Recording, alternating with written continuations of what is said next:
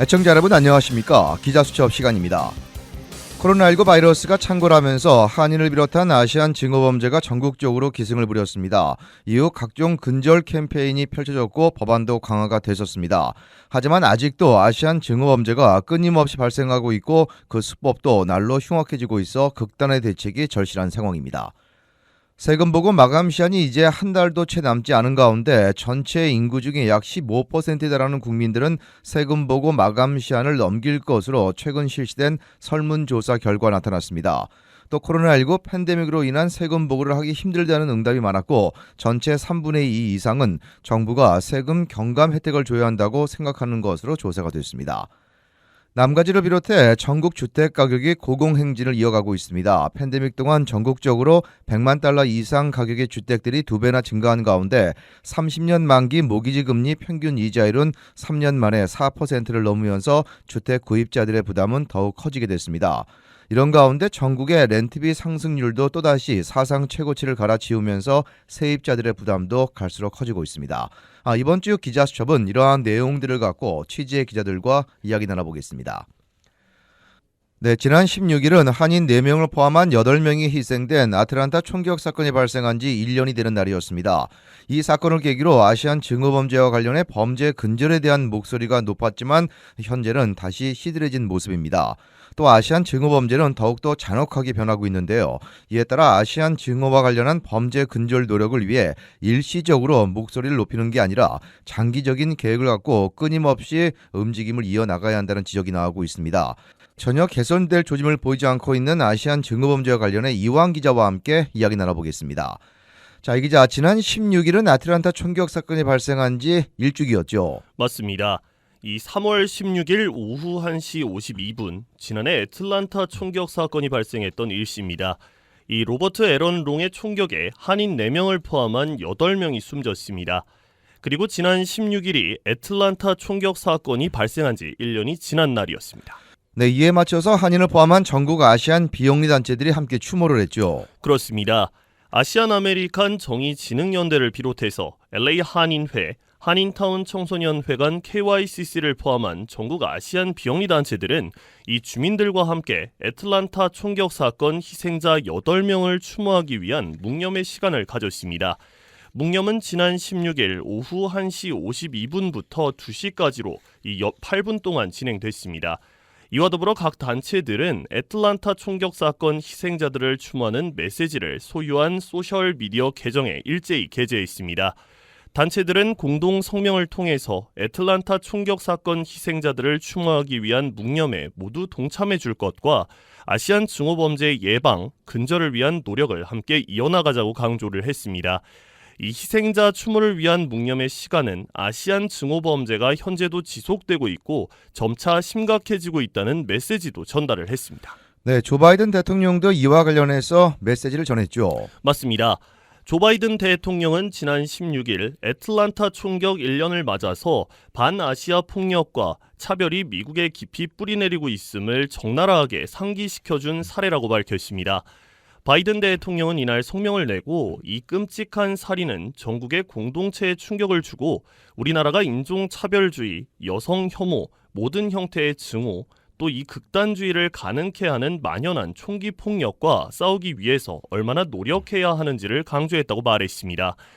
또 바이든 대통령은 총격 사건 직후 애틀란타를 방문해서 아시안 미국인이 이 코로나19 발발 이후 느낀 공포와 고민들에 대해서 들었다면서 코로나19는 반아시아 혐오와 괴롭힘, 폭력이 두려운 수준까지 치솟게 했다고 평가를 했습니다.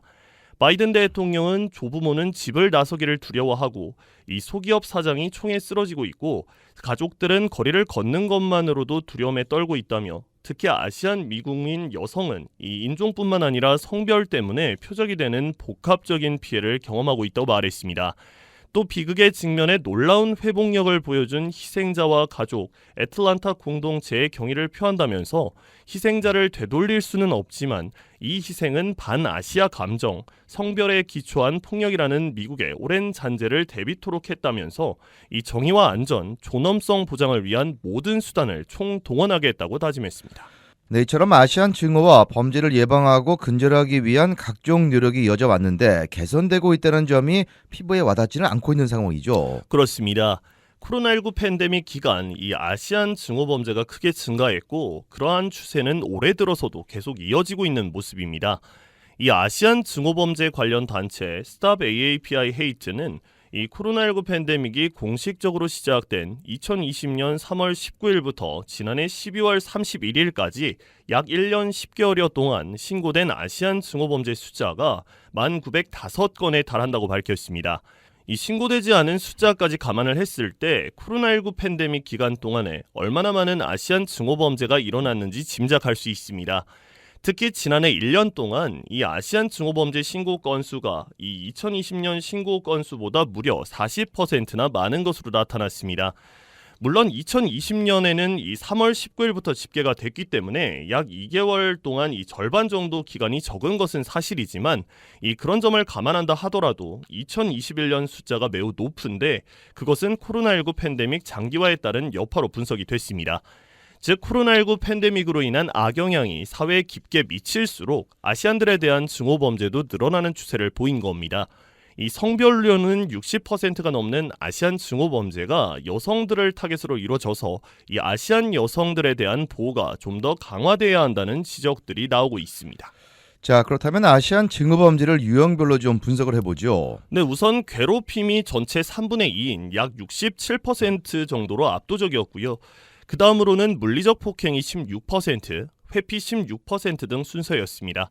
이 전문가들은 미국에서 아시안에 대한 증오 범죄가 처음에는 갖가지 괴롭힘의 형태로 나타났고 그것이 계속되다 보면 육체적 폭력으로 이어진다고 설명을 했습니다. 따라서 처음에 나타나는 단순한 괴롭힘에 대해서 쉽게 생각하거나 가볍게 넘어가서는 안 된다는 것이죠. 이 아시안 가운데서는 중국인들이 43%로 압도적으로 가장 많았고요. 이 코로나19 팬데믹이 중국에서 시작됐다는 인식 속에서 이 아시안 가운데서도 중국인들에 대한 증오가 더 강했던 것으로 보입니다. 이 같은 아시안 증오 범죄는 올해 들어서도 계속 이어지고 있는데요. 이번 조사 결과를 발표한 Stop AAPI Hate는 코로나19 급 감소세에도 불구하고 전국에서 아시안 증오 범죄가 계속되고 있는 현상을 지적을 했습니다. 네, 실제로 증오범죄 피해를 당할까 무서워하는 아시안들이 상당히 많은 것으로 나타났죠. 네, 이 주변에서 불안하다, 무섭다고 말하는 한인들도 있고 이 아시안들도 상당수인데 이 한 조사에서도 이런 분위기가 여실히 드러났습니다.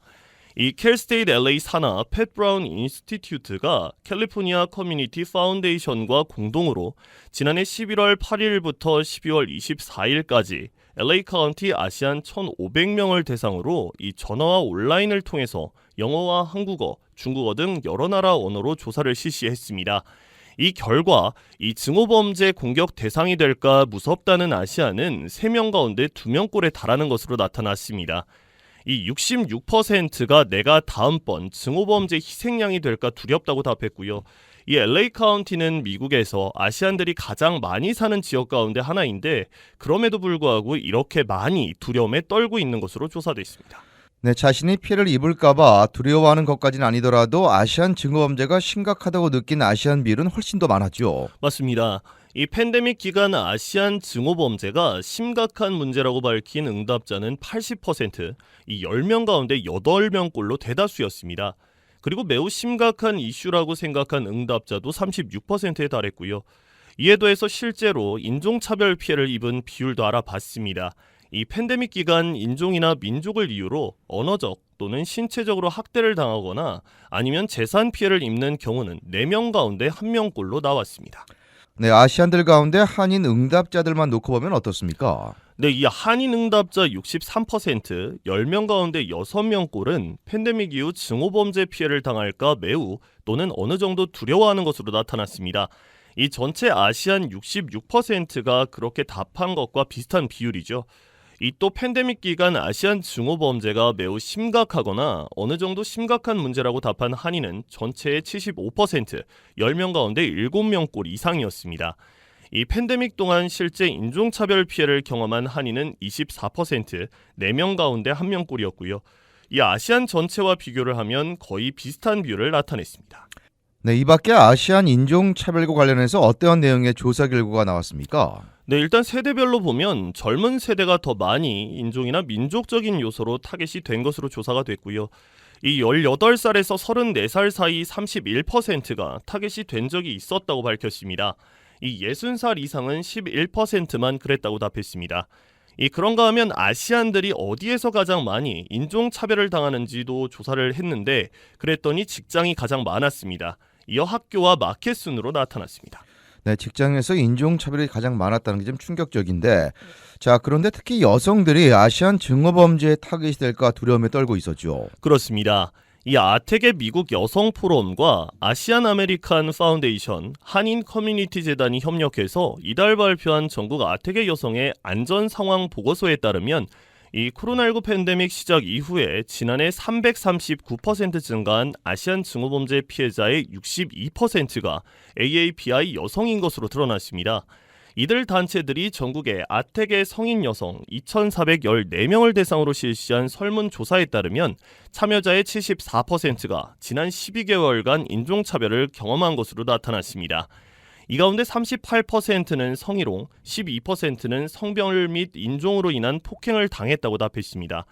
또한 피해자 가운데 53%가 가해자는 모르는 또는 낯선 사람이라고 답했고 이 47%는 이 같은 피해를 레스토랑, 이 쇼핑몰 등 공공장소에서 당했다고 전했습니다. 특히 설문조사에서 동아시아계로 분류된 한국과 중국, 일본, 대만계 여성의 절반 이상인 51%가 이 코로나19 팬데믹 이후 안전에 더욱 위협을 느낀다고 답변해서 가장 큰 불안감에 시달리고 있는 것으로 나타났습니다. 이 해당 설문조사는 올해 1, 2월 사이에 온라인과 전화로 진행됐고요. 이 영어와 힌디어, 한국어, 만다리너, 베트남어 등 다양한 언어로 번역이 제공됐습니다. 이에 대해 단체 측은 AAPI 여성들이 겪고 있는 인종차별적 여성 혐오는 증오범죄뿐만 아니라 여성을 물건 취급하거나 성적 대상화하는 현상으로 인해서 오랜 기간 지속되어 온 문제로서 이 코로나19 팬데믹 이전에도 인종과 성별, 체류 신분, 사회 계층 등 여러 요소로 인해서 여성들이 폭력과 차별의 대상이 되는 경우가 많았다고 분석하면서 문제를 제기했습니다. 네, 실제로 이러한 공포심이 반영된 상황이 뉴욕에서 연출이 됐죠. 맞습니다. 이 극악무도한 아시안 증오범죄가 끊임없이 이어지자 이 호신용 페퍼 스프레이를 받고자 줄을 길게 선 아시안 주민들의 모습이 포착된 겁니다. 이 아시안 증오범죄에 맞서는 비영리 단체 So Over Hate는 지난 13일 뉴욕 차이나타운에서 호신용 페퍼 스프레이 1000개를 무료로 배포했고요. 이를 얻고자 아시안 주민들이 길게 줄을 섰습니다. 이들 아시안 주민 가운데 대부분이 여성 시니어층이었던 것으로 나타났습니다.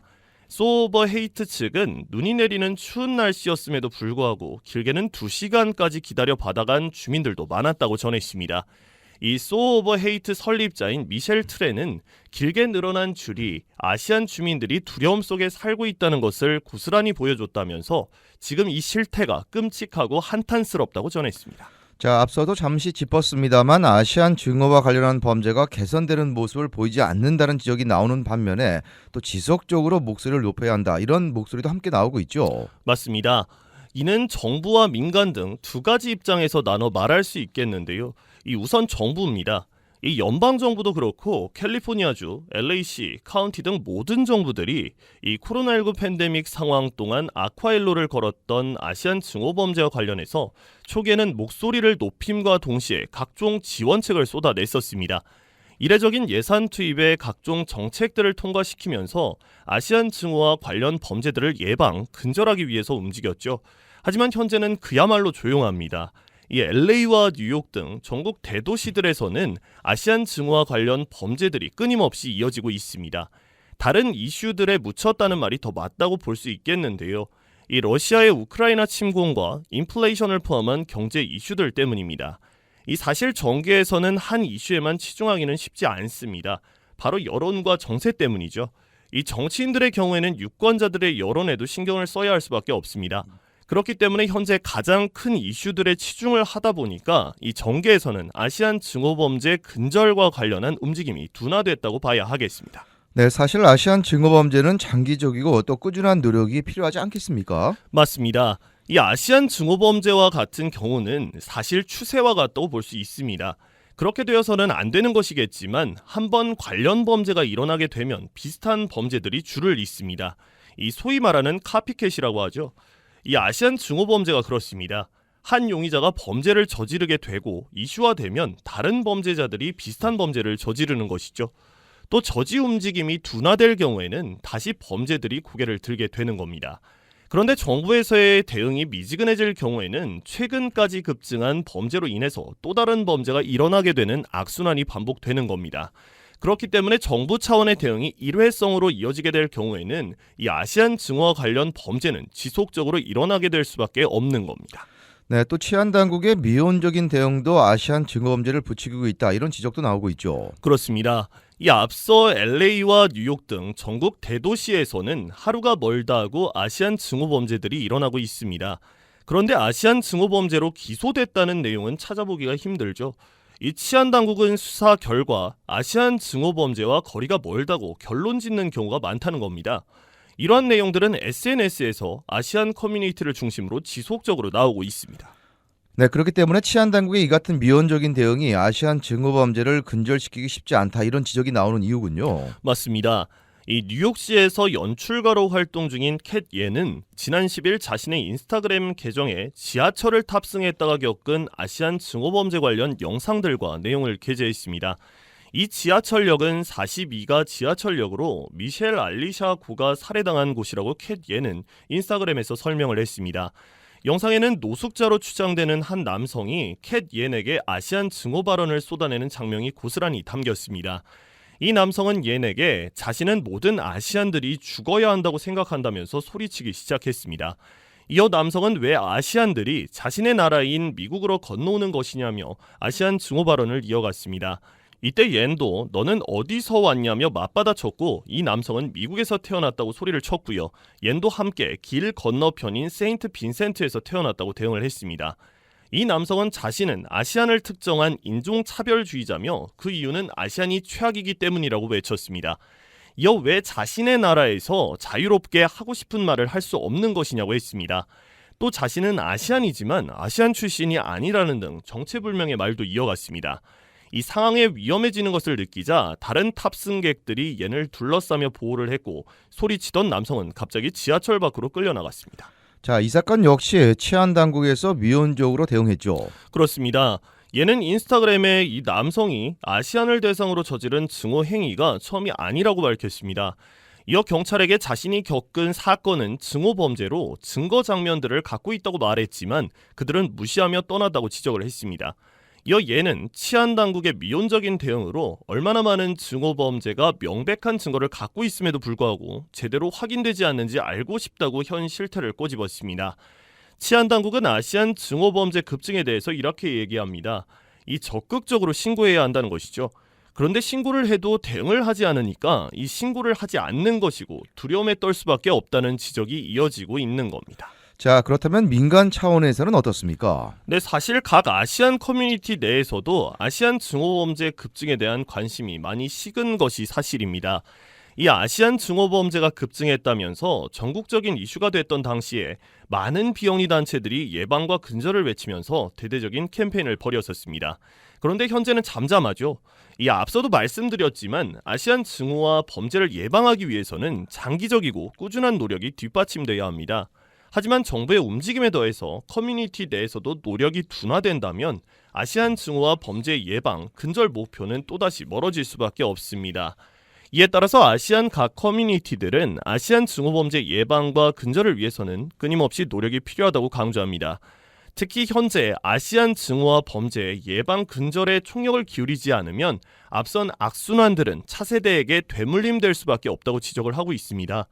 이 LA 한인회 제임스 회장과 한인청소년재단 KYCC 스티브 강 대외협력 디렉터는 단체 관계자들을 떠나 이 한 명의 아버지로서 아시안이라는 이유만으로 증오의 대상이 될 수 있다는 현 상황이 자녀를 포함한 차세대들에게 되물림되어서는 안 된다고 밝혔습니다.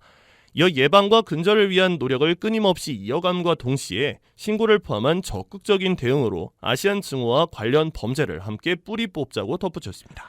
네, 증오범죄를 자행하는 사람들의 정신적으로 정상적이라고 말할 수는 없겠습니다만 요즘은 심각한 정신질환을 앓고 있는 사람들이 증오범죄를 저지르기 때문에 그 수법이 정말 잔혹해지고 있습니다.